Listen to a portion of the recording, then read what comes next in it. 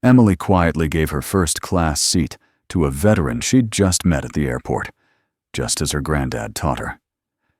But when the old man revealed her granddad saved his life after Vietnam, the cabin fell silent. A small act unveiled a decades-old secret and touched every heart. Welcome to Thankful Tales. Together we make their courage live beyond memory. The morning light at Willow Creek Airport is soft, almost hesitant, as it spills across the tarmac. A chill hangs in the air, sharp and crisp, mingling with the rich scent of roasted coffee from the terminal's lone cafe. The hum of announcements crackles through the speakers, urging passengers to hustle toward their gates. It's a small airport in a quiet Virginia suburb, but today, with Veterans Day just around the corner, it's buzzing.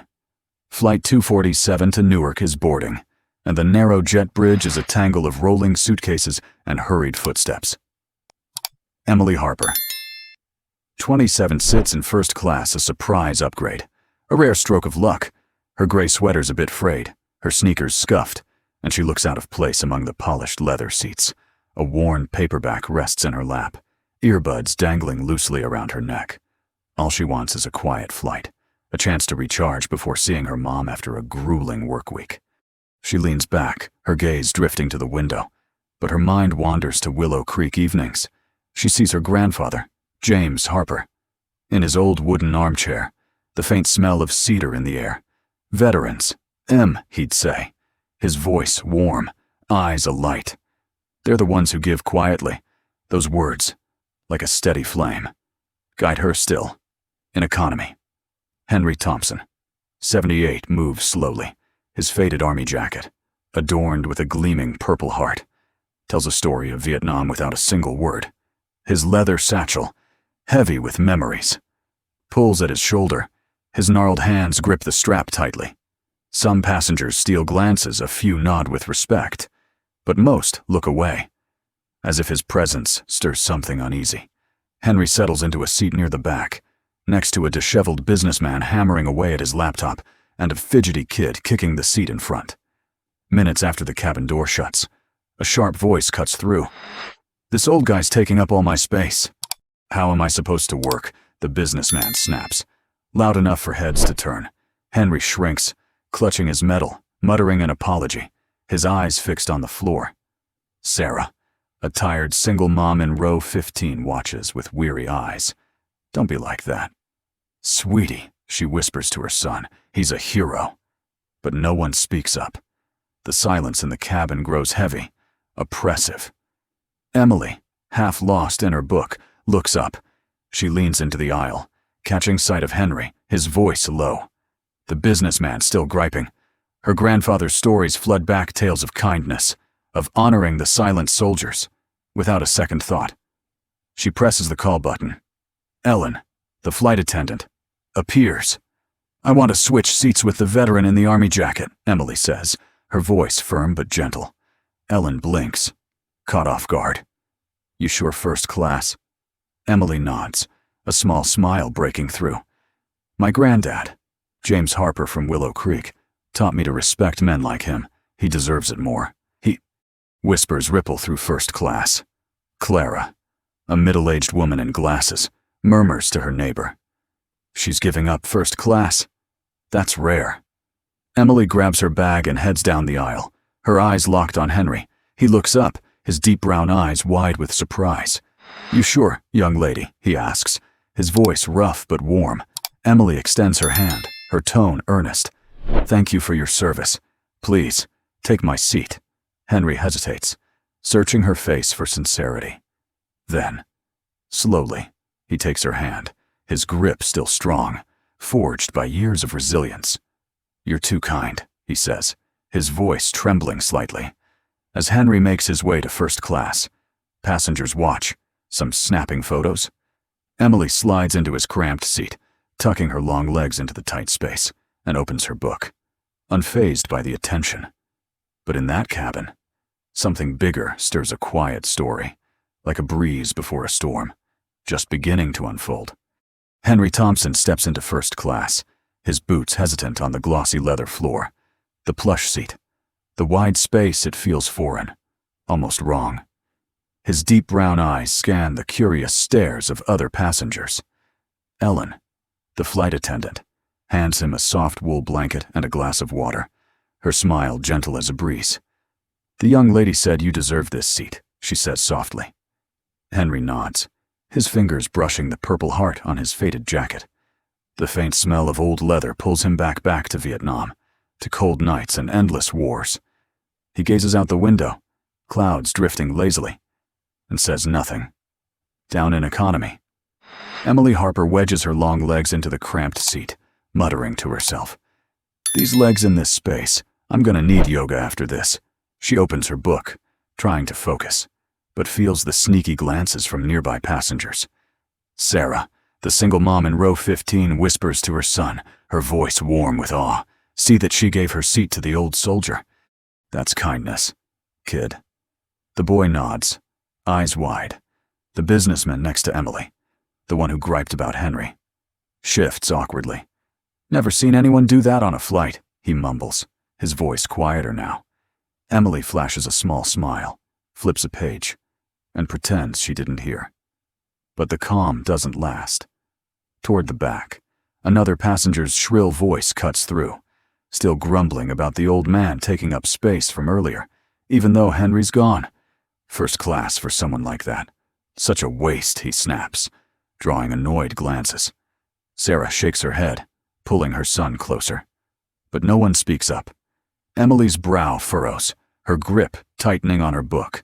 She thinks of her grandfather, James Harper, and his words. Kindness doesn't need to be loud. It just needs to be right. Her silence burns, a quiet flame sparking resolve, just as Emily starts to rise. Henry faces his own moment up front. He'd resisted the seat at first, his gravelly voice firm when Ellen guided him forward. "I don't need pity." "Young lady." Emily had leaned into the aisle, her eyes steady. "It's not pity, sir. It's respect. My granddad, James Harper, would have wanted this." Henry had stared, his gaze softening, as if the name James Harper stirred a distant memory.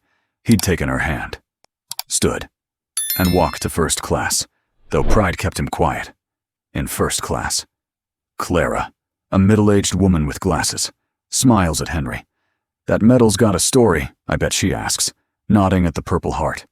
Henry hesitates, his hand smoothing his jacket, then offers a hoarse smile. "It does. And it's tied to that girl back there." His voice lowers. "Steady. After Vietnam, I lost everything. A man in Willow Creek, James Harper, saved me, gave me a home, a job. That girl, she reminds me of him." Clara's eyes widen, her whisper soft. "That's incredible." The story spreads. First-class passengers murmuring, their gazes drifting toward Emily. Mid-flight, Ellen slips a note to Emily. "From the gentleman," she says, smiling.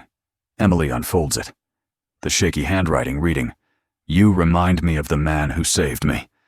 Thank you for your quiet kindness." Her heart pounds as she clutches the paper. She doesn't know that. Up in first class, Henry's story is stirring something powerful, a ripple of emotion. Quiet, but fierce. Ready to surge. The plane hums on, carrying more than passengers. It carries a moment, a connection, a spark that won't fade. The plane glides through clouds, its engines humming like a soft whisper. Emily Harper, squeezed into a tight economy seat, clutches Henry Thompson's note, its shaky handwriting echoing distant memories. She glances out the window, sunlight spilling across her book, but her mind drifts to Willow Creek. She sees her grandfather, James Harper, his kind smile lighting up that old wooden armchair, the faint scent of cedar in his words. Kindness is a flame that never fades. Emily, she'd never heard of a veteran he'd helped, but Henry's note makes her heart race, as if fate is unveiling a secret. In first class, Henry sits quietly, his hand smoothing his worn leather jacket, the smell of it pulling him back to dark days after Vietnam. Clara, the woman with glasses, leans closer, eyes curious. "You said that girl reminds you of someone from Willow Creek." Henry nods, his voice rough but steady. "James Harper. After the war, I had nothing, no family, no hope. I was starving, wandering outside a Willow Creek diner. James didn't just give me money. He sat with me, listened, got me a home, a job. He said, "You served. We owe you." That girl, Emily, she's his granddaughter. Clara's eyes widen, her whisper soft. It's like a circle closing. The story spreads.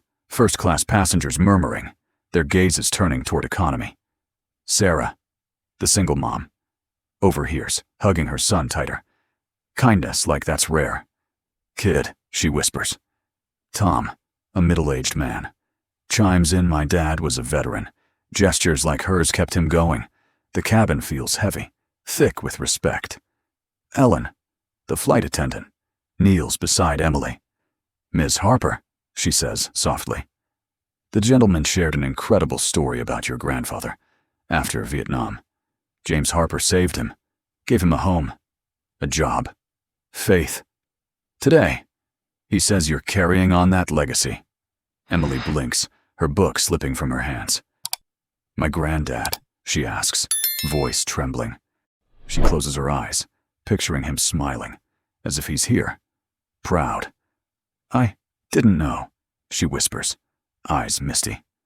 Then Henry rises, walking slowly down the aisle to economy. Passengers watch, intrigued. He stops at Emily's row, extending a gnarled hand. "Thank you," he says, his voice strong yet emotional. "Your act wasn't just a seat. It brought back your grandfather's kindness. Something I thought was gone. You're his legacy." Emily takes his hand, feeling the strength of a soldier. "Thank you for your service," she says, smiling. "I just did what Granddad would have done."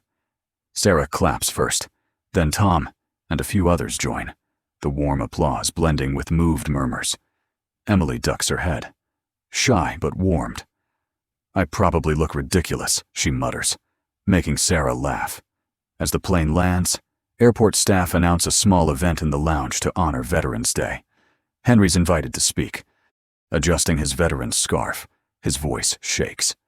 "Emily Harper reminded me James Harper's kindness lives on." The crowd listens, the national anthem rising.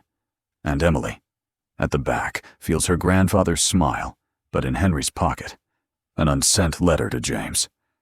A thank you he never spoke. Waits silently for its moment. As Flight 247 touches down in Newark, the cabin feels different. The usual rush and jostle are gone.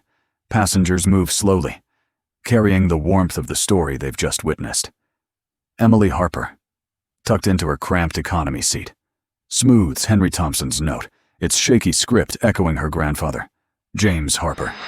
She gazes out the window, the fiery sunset painting her face, and whispers, "Granddad, I did the right thing. Didn't I?" The faint smell of worn leather from the seat stirs memories of their Willow Creek home, where James spoke of quiet kindness. At the gate, airport staff announce a small Veterans Day event in the lounge. Henry's invited to speak. He steps up, adjusting his veteran's scarf, his purple heart glinting. The national anthem rises, soulful and steady, hushing the crowd. "I thought kindness was dead," Henry says, his voice rough but strong. But Emily Harper, James Harper's granddaughter, showed me it's alive. James saved me after Vietnam, and today. She carried on his legacy. Applause ripples, soft but deep. Emily, at the back, blushes and mutters, "I probably look so goofy, Sarah." The single mom nearby laughs warmly as passengers leave the lounge. Sarah grabs Emily's hand. "You've made me want to teach my son about kindness," she says, her tired eyes bright. Anna and Mark, a young newlywed couple, approach. "We just got married," Anna shares. "Your act inspired us to volunteer for veterans." Emily shakes her head, humble. "I just did what Granddad would have. Mr. Henry's the hero." Henry overhears, smiling, his hand brushing the unsent letter to James in his pocket, a secret kept quiet, like his war memories, at baggage claim. Henry finds Emily. He unpins an old medal, once his fallen comrades. "Keep this," he says, voice trembling. "It belongs to people like you and James, who keep kindness burning."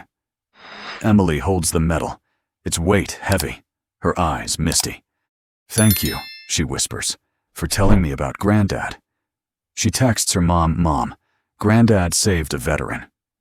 Today, I followed in his steps. That night, in her hotel room, Emily scrolls her phone. Tom's social media post is spreading, "Today. A small-town girl gave up 1st class for a veteran, but her grandfather's story is even more moving, a legacy of kindness." A local article by Mary from Willow Creek retells the tale. Stirring the town, Emily sets the medal beside her grandfather's photo on the table, smiling. "You'd love this. Granddad." Emily and Henry's story becomes a symbol of quiet kindness. Back in Willow Creek, Emily carries a lesson one small act can ripple through time. Henry, in the days that follow, shares the story with pride, though the unsent letter stays in his pocket, a silent promise he'll keep forever. Quiet kindness is an eternal flame, as Emily and Henry proved. Got a story about kindness or veterans? Share it, like this, and spread the spark of silent courage to keep that flame alive.